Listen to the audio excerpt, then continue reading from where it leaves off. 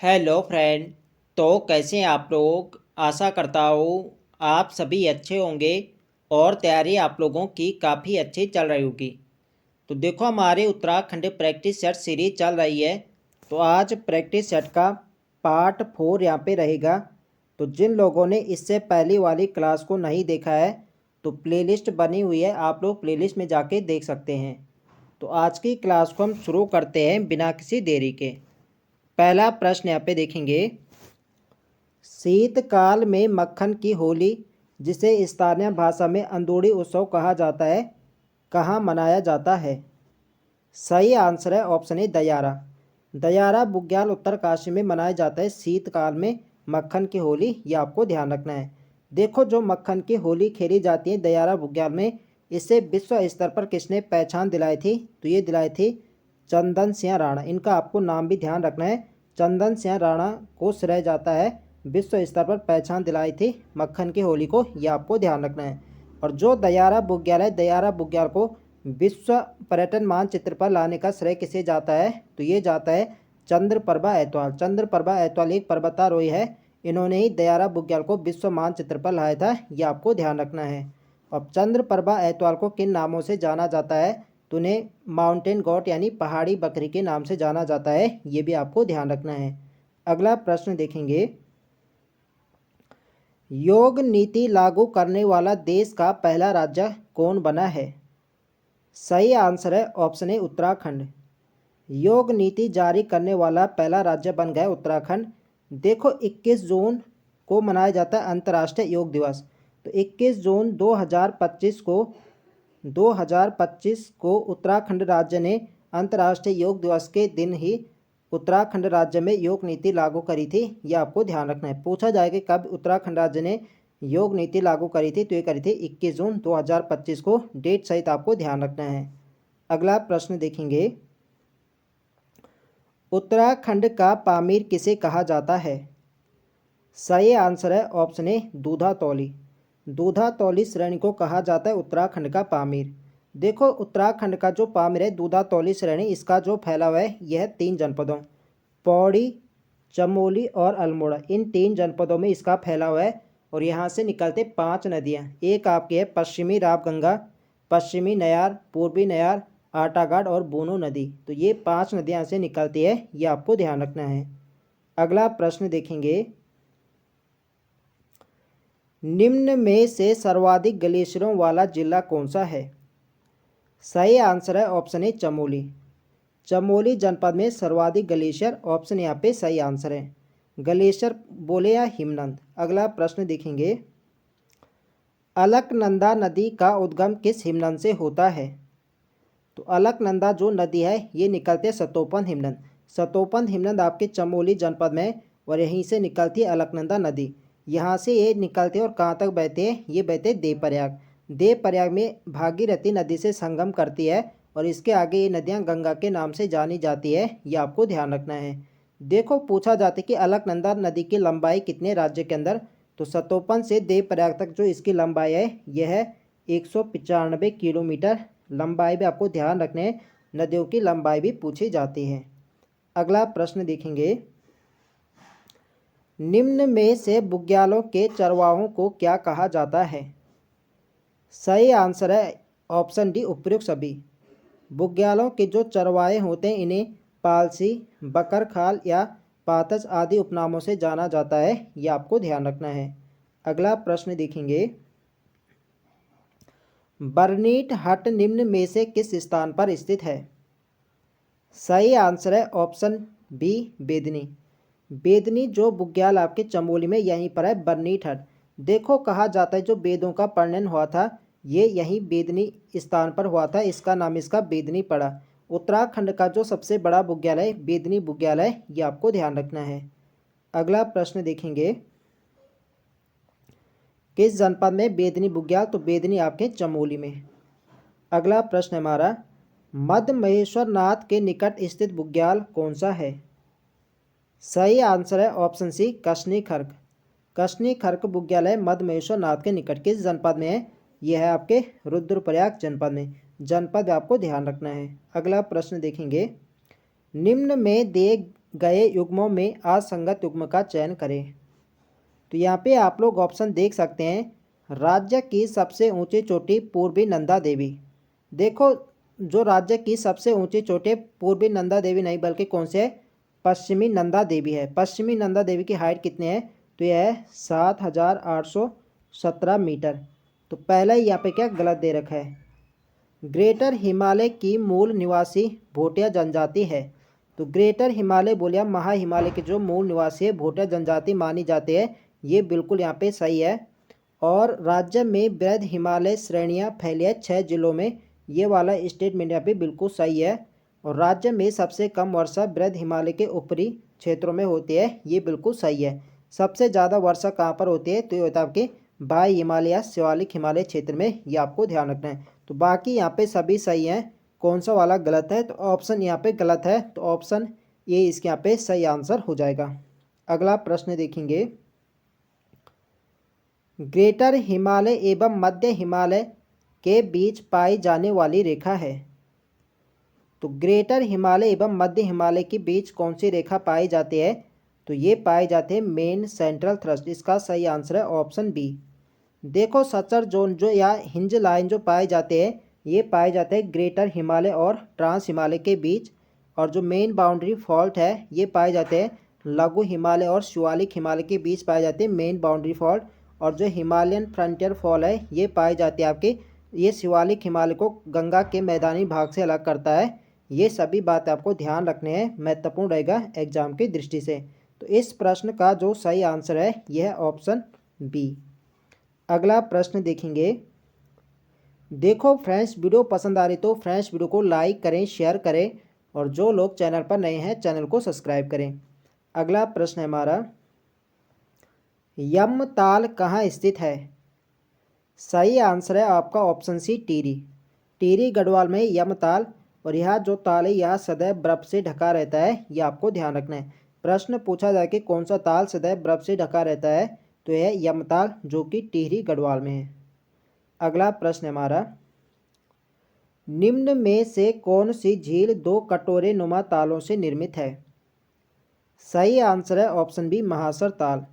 महासर ताल ये आपके टिहरी गढ़वाल में है, और यह 2 कटोरे नुमा तालों से निर्मित है, इसलिए इस ताल को भाई बहन का ताल भी कहा जाता है। पूछा जाता है कि भाई बहन का ताल किसे कहा जाता है, तो ये कहा जाता है महासर ताल को। किस जनपद में, यह आपके टिहरी गढ़वाल में, यह आपको ध्यान रखना है, महत्वपूर्ण रहेगा एग्जाम की दृष्टि से। अगला प्रश्न हमारा, बिरमा, गगास व बिनो किसकी सहायक नदियां हैं। सही आंसर है ऑप्शन ए पश्चिमी रामगंगा। कई बार यह प्रश्न एग्जाम में सेम यही प्रश्न पूछा गया है कि बिरमा, गगास व बिनो किसकी सहायक नदी है, तो यह है पश्चिमी रामगंगा। अगला प्रश्न देखेंगे। आराकोट उत्तरकाशी में टॉस नदी की सहायक नदी कौन सी है। सही आंसर है option B power. Arakot Uttarkashi में जो टॉस नदी से संगम करती है ये करते हैं पावर नदी, बी यहाँ पे सही आंसर है। अगला प्रश्न देखेंगे। बंदर पूंछ पर्वत के यमुनोत्री कांठा हिमनद से उद्गमित नदी है। तो बंदर पूंछ पर्वत के उत्तरी ढाल के यमुनोत्री हिमनद के यमुनोत्री कांठा नामक स्थान से निकलती है यमुना नदी। इसका सही आंसर है आपका ऑप्शन बी।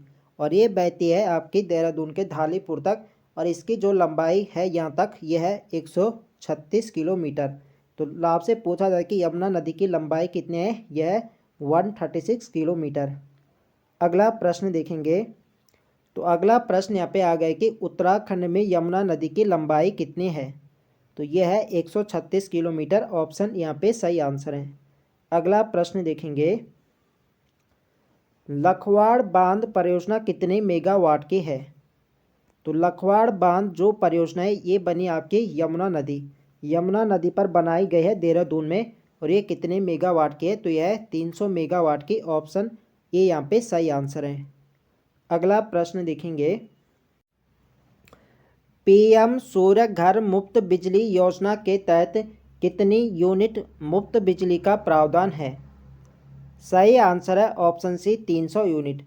पीएम सूर्य घर मुफ्त बिजली योजना के तहत 300 यूनिट बिजली यहाँ पे मुफ्त दी जाती है। इसका सही आंसर है ऑप्शन सी। अगला प्रश्न देखेंगे, किस योजना के तहत आईटीबीपी जवानों द्वारा आपदा के समय चिकित्सा सेवा उपलब्ध कराई जाती है? सही आंसर है ऑप्शन बी, हिमवीर संजीवनी योजना। तो हिमवीर संजीवनी योजना के तहत आईटीबीपी जवानों द्वारा आपदा के समय चिकित्सा सेवा उपलब्ध कराई जाती है, ये आपको ध्यान रखना है।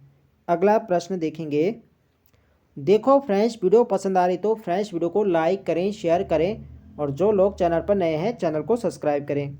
अगला प्रश्न है हमारा, उत्तराखंड के तराई भाबर क्षेत्र में किस प्रकार की जलवायु पाई जाती है? तो उत्तराखंड के तराई भाबर क्षेत्र में पाई जाते हैं उपोष्ण प्रकार की। इसका सही आंसर है आपका ऑप्शन सी, सी यहाँ पे राइट आंसर है। अगला प्रश्न देखेंगे, निम्न में से कौन सा कथन सही सुमेलित है? तो यहाँ पे आप लोग ऑप्शन देख सकते हैं, ग्रीष्म ऋतु। तो ग्रीष्म ऋतु को रूढ़ी या खरसाऊ कहा जाता है, ये यहाँ पे बिल्कुल सही है। वर्षा ऋतु को चौमासा या बसग्याल कहा जाता है, ये भी बिल्कुल सही है। और शीत ऋतु को ह्यूंद या शीतकला कहा जाता है, ये भी बिल्कुल सही है। तो सभी यहाँ पे सही सुमेलित है, तो सही आंसर जाएगा डी के साथ, उपयुक्त सभी। अगला प्रश्न देखेंगे, निम्न में से कौन सा कथन सही है? तो यहाँ पे आप लोग ऑप्शन देख सकते हैं, राज्य में सर्वाधिक वर्षा जुलाई अगस्त में होती है, ये कथन यहाँ पे बिल्कुल सही है। सर्वाधिक वर्षा हमें जुलाई अगस्त में देखने को मिलते हैं, बिल्कुल सही है। राज्य में सर्वाधिक गर्म माह, तो राज्य का सर्वाधिक जो गर्म महीना माना जाता है, ये माना जाता है मई और जून। यदि केवल यहाँ पे एक ही महीना पूछा जाए तब सही आंसर होगा जून। तो यहाँ पे मई भी है और जून भी है, तो इसका क्या है, ये भी क्या है, बिल्कुल सही है। राज्य में सबसे ठंडा महीना जो है वो आपका दिसंबर और जनवरी का होता है, तो जनवरी यहाँ पे सबसे ठंडा महीना है, तो ये भी बिल्कुल सही है। सभी कथन यहाँ पे क्या सही है, इसका सही आंसर जाएगा डी के साथ, उपयुक्त सभी।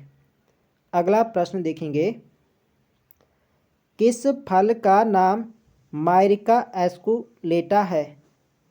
तो मायरिका एस्कुलेटा किस फल का वैज्ञानिक नाम है? तो यह आपका ऑप्शन सी, काफल। काफल क्या है? तो काफल उत्तराखंड राज्य का राज्य फल है, यह आपको ध्यान रखना है। इंपॉर्टेंट क्या है इसका वैज्ञानिक नाम? तो मायरिका एस्कुलेटा है, यह आपको ध्यान रखना है। अगला प्रश्न देखेंगे, राज्य में वन प्रबंधन अधिनियम 1982 के तहत कितनी जड़ी बूटियां प्रतिबंधित हैं? सही आंसर है ऑप्शन डी, 114। उत्तराखंड में वन प्रबंधन अधिनियम 1982 के तहत 114 जड़ी बूटियां प्रतिबंधित की गई है, ऑप्शन डी यहाँ पे राइट आंसर है। अगला प्रश्न देखेंगे, चरक संहिता में उत्तराखंड के लिए किस शब्द का प्रयोग किया गया है? तो चरक संहिता में उत्तराखंड के लिए वनस्पतिक बगीचा कहा गया, ऑप्शन सी यहाँ पे सही आंसर है। अगला प्रश्न यहाँ पे देखेंगे, किस आंदोलन का उद्देश्य नंदा देवी राष्ट्रीय पार्क का प्रबंध ग्रामीणों को दिलाना था? सही आंसर है आपका ऑप्शन ए, झपटो छीनो आंदोलन। ऑप्शन यहाँ पे सही आंसर। कब होता है ये आंदोलन? तो होता है आपका 1998, वर्ष 1998 में होता है, ये आपको ध्यान रखना है। अगला प्रश्न यहाँ पे देखेंगे, बांज के जंगल काटे जाने के विरोध में डूंगी पैंतोली आंदोलन हुआ था। तो डूंगी पैंतोली आंदोलन ये भी किस जनपद में हुआ था? ये हुआ था चमोली में, ऑप्शन सी यहाँ पे सही आंसर है। अगला प्रश्न देखेंगे, गौरा देवी को वृक्ष मित्र पुरस्कार से कब सम्मानित किया गया? तो चिपको वुमन के नाम से जाना जाता है गौरा देवी को, और इन्हें जो वृक्ष मित्र पुरस्कार दिया गया था, ये दिया गया था 1986, वर्ष 1986 में, ऑप्शन सी यहाँ पे राइट आंसर है। अगला प्रश्न देखेंगे, उत्तराखंड राज्य में स्थित राष्ट्रीय उद्यानों से संबंधित निम्नलिखित में से कौन सा विकल्प गलत है? तो यहाँ पे आप लोग ऑप्शन देख सकते हैं, राजा जी राष्ट्रीय उद्यान की अवस्थिति केवल हरिद्वार जिले में है। देखो केवल हरिद्वार में नहीं बल्कि क्या है, जो राजा जी राष्ट्रीय उद्यान है इसका फैलाव 3 जनपदों में है, हरिद्वार प्लस आपका देहरादून प्लस आपका पौड़ी गढ़वाल। तो इन 3 जनपदों में क्या इसका फैलाव है? तो पहला तो यहाँ पे क्या गलत दे रखा है। गोविंद राष्ट्रीय उद्यान उत्तरकाशी जिले में, ये यहाँ पे बिल्कुल सही है। कार्बेट राष्ट्रीय उद्यान की अवस्थिति पौड़ी गढ़वाल व नैनीताल दोनों जिलों में है, तो ये कथन भी बिल्कुल सही है। कार्बेट राष्ट्रीय उद्यान का फैलाव 2 जनपदों में है, पौड़ी गढ़वाल और नैनीताल। फूलों की घाटी चमोली में, ये भी बिल्कुल सही है। तो यहाँ पे गलत विकल्प बताना था, तो कौन सा है गलत? Option A. अगला प्रश्न देखेंगे, नंदौर वन्य जीव विहार किन दो जनपदों की सीमा पर है? तो नंदौर वन्य जीव जो विहार है इसका फैलाव भी दो जनपदों में है, नैनीताल व चंपावत। ऑप्शन सी यहाँ पे सही आंसर है। इसकी स्थापना कब हुई थी? तो ये हुई थी वर्ष 2012 में, और यह राज्य का सबसे नवीनतम वन्य जीव विहार है, ये आपको ध्यान रखना है। अगला प्रश्न देखेंगे, देश का पहला हिम तेंदुआ संरक्षण केंद्र किस जनपद में बनेगा? तो ये बनाया जाएगा आपके उत्तरकाशी जनपद में। ऑप्शन यहाँ पे सही आंसर है। अगला प्रश्न देखेंगे, मैग्नेसाइट भंडार के लिए प्रसिद्ध क्षेत्र है। तो मैग्नेसाइट के लिए जो प्रसिद्ध क्षेत्र है आपका अल्मोड़ा का झिरोली है और पिथौरागढ़ का चंडाक है। ये प्रश्न भी एग्जाम में पूछा गया है। इसका सही आंसर होगा ऑप्शन सी, या भी दोनों। अगला प्रश्न देखेंगे, 2025-26 का बजट आधारित है। सही आंसर है आपका option A, NaMo. NaMo theme के साथ पेश किया गया था वर्ष 2025-26 का बजट। ऑप्शन यहाँ पे राइट आंसर है। अगला प्रश्न देखेंगे, वर्ष 2025-26 के बजट का आकार है। तो वर्ष 2026 का जो बजट कितने का पेश किया गया था? तो ये किया गया था 1,01,175.33 करोड़, और ये पहली बार हुआ था जब 1 लाख से अधिक करोड़ का बजट पेश किया गया था उत्तराखंड में। ये आपको ध्यान रखना है। तो ऑप्शन यहाँ पे राइट आंसर हो जाएगा। अगला प्रश्न देखेंगे, वर्ष 2024-25 के सापेक्ष वर्ष 2025-26 के बजट आकार में कितने प्रतिशत की वृद्धि की गई है? सही आंसर है ऑप्शन सी, 13.38%। 2024-25 की तुलना में 25-26 के बजट का जो आकार में यहाँ पे वृद्धि की गई थी, ये की गई थी 13.38। ऑप्शन सी यहाँ पे सही आंसर है। अगला प्रश्न देखेंगे, निम्न में से किस हवाई अड्डे का नाम अब मां गंगा हवाई पट्टी रखा गया है? सही आंसर है आपका ऑप्शन बी, चिन्यालीसौड़। चिन्यालीसौड़ जो हवाई अड्डा है इसका जो नाम किया गया है, ये किया गया है मां गंगा हवाई पट्टी। ऑप्शन बी यहाँ पे सही आंसर है। देखो उत्तराखंड में कितनी हवाई पट्टी है? तो उत्तराखंड में 5। एक आपका है जौलीग्रांट हवाई अड्डा, दूसरा आपका चिन्यालीसौड़ हो गया, तीसरा आपका है पंतनगर हो गया, चौथा आपका गौचर हवाई अड्डा हो गया, और आपका है एक आपका है नैनी सैनी हवाई अड्डा जो कि कहाँ है? पिथौरागढ़ में। तो ये 5 आपकी हवाई पट्टी उत्तराखंड राज्य में, ये आपको ध्यान रखना है। अगला प्रश्न देखेंगे, फूलबाग हवाई अड्डा किस जिले में है? तो जो आपका पंतनगर हवाई अड्डा है आपका, इसी का नाम है फूलबाग हवाई अड्डा। इसका सही आंसर है आपका ऑप्शन डी पंतनगर उधमसिंह नगर। तो ऑप्शन डी यहाँ पे सही आंसर है। अगला प्रश्न देखेंगे, सर्वाधिक पुरुष साक्षरता दर वाला जनपद कौन सा है? सही आंसर है आपका ऑप्शन बी, रुद्रप्रयाग। सर्वाधिक जो पुरुष साक्षरता वाला जनपद है ये है रुद्रप्रयाग। यदि सबसे कम पुरुष साक्षरता वाले जनपद की बात करें तो आपका कौन सा है? उधमसिंह नगर है। यहीं पर महिला की बात करें कि सर्वाधिक महिला साक्षरता वाला जनपद कौन सा है? आपका देहरादून है, और सबसे कम है उत्तरकाशी। ये आपको ध्यान रखना है। अगला प्रश्न देखेंगे, औसत साक्षरता की दृष्टि से राज्य का देश में कौन सा स्थान है? सही आंसर है आपका ऑप्शन सी, 17वां। औसत साक्षरता की दृष्टि से उत्तराखंड का देश में 17वां स्थान है। देखो यहाँ से 3 प्रकार के प्रश्न बनते हैं। औसत साक्षरता की दृष्टि से राज्य का तो देश में 17वां स्थान है, लेकिन पूछा जाए कि पुरुष साक्षरता की दृष्टि से उत्तराखंड का देश में कौन सा स्थान है? तो पुरुष साक्षरता के हिसाब से 13वां, और महिला साक्षरता की दृष्टि से उत्तराखंड का देश में 20वां स्थान है, और ओवरऑल यहाँ पे औसत साक्षरता की दृष्टि से कौन सा है? यह है 17वां। तो ये तीनों प्रश्न आपको ध्यान रखना है। अगला प्रश्न देखेंगे, भोटिया जनजाति के ग्रीष्मकालीन आवास को मैत एवं शीतकालीन आवास को क्या कहा जाता है?